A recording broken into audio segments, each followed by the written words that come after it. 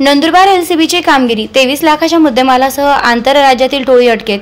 जिल्हा पोलीस वसाहतीतील अज्ञात चोरट्यांनी लंपास केलेले दागिने पोलिसांनी हस्तगत केले असून मध्य प्रदेशात जाऊन ही कारवाई करण्यात आली आहे। यामुळे आंतरराज्यीय चोरट्यांची टोळी कार्यरत असल्याचं निष्पन्न झालं असून त्यांच्याकडून सुमारे 23,34,000चे दागिने जप्त करण्यात आल्याची माहिती जिल्हा पोलीस अधीक्षक श्रवण दत्त यांनी पत्रकार परिषदेत दिली आहे। जिल्हा पोलीस अधीक्षक कार्यालयातील संवाद सभागृहात घेण्यात आलेल्या पत्रकार परिषदेत अप्पर पोलीस अधीक्षक आशित कांबळे, उपविभागीय पोलीस अधिकारी संजय महाजन आदींसह स्थानिक गुन्हे शाखेचे पोलीस निरीक्षक हेमंत पाटील आदी उपस्थित होते।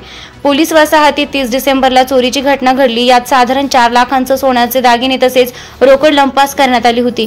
या गुन्ह्याचा स्थानिक गुन्हे शाखेमार्फत समांतर तपास सुरू असताना 8 जानेवारी रोजी पोलीस निरीक्षक हेमंत पाटील यांना सदर गुन्हा हा मध्य प्रदेश राज्यातील आरोपींनी केला असल्याची खात्रीशीर बातमी मिळाली।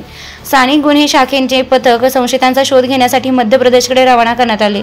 स्थानिक गुन्हे शाखेच्या पथकाने मध्य प्रदेश येथे जाऊन संशयित सोबत प्यारसिंग अनारे वय 29 थिलवानी पोलीस स्टेशन पिंपरा पानी तालुका कुक्षी जिल्हा धार मध्य प्रदेश, मनसिंग मसदन सिंग चव्हाण वय 21 राहणार कुथेडी पोलीस स्टेशन नरवाली यांना ताब्यात घेऊन विचारपूस केली असता त्यांनी त्यांचे इतर साथीदारांसह सदरचा गुन्हा केला असल्याची माहिती दिली आहे।